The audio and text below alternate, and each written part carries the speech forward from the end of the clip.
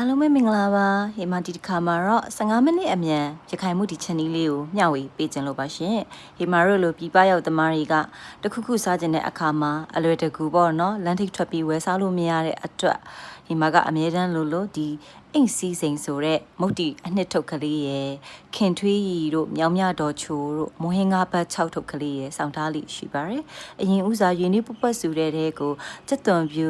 ငရုတ်ကောင်းဘရဲကောထောင်းပြီးတော့ထည့်လိုက်ပါတယ်ပြီးတော့ဒီ ready made အိမ်စီးစင်အမှုတ်ကလေးကိုထည့်ပြီးတော့မှွေလိုက်ရင်ရခိုင်မုတ်တီပူပူလေးရပါပြီရှင်နှစ်သက်ရင်ငါ6တို့မဟုတ်ငါအဆို9ကြော်ကိုထည့်ပြီးတော့လဲစားတုံနိုင်ပါတယ်ဟင်းရပိုချိုတာပေါ့ရှင်ကျွန်တော်ကတော့ထုံးစံအတိုင်းမကြီးမဲ့ရီငုတ်သီးစိမ့်ကိုပြုတ်ပြီးထောင်းလိုက်တယ်စက်သွန်ပြူစီချက်သွန်နီနနမင်းအိမ်မှာအသင့်လုပ်ပြီးသားရှိတဲ့ငဖယ်ငဆုပ်လေးကိုပါတွဲဖက်ပြီးတော့စားသုံးပါတယ်မိတ်ဆွေမှာပဲကြော်လေးရှိရဲဆိုရင်တော့ပို့ပြီးတော့လိုက်ဖက်တာပေါ့ရှင်အားလုံးပဲကြည့်ရှုပေးလို့ကျေးဇူးအထူးတင်ပါတယ်ဘိုင်ဘိုင်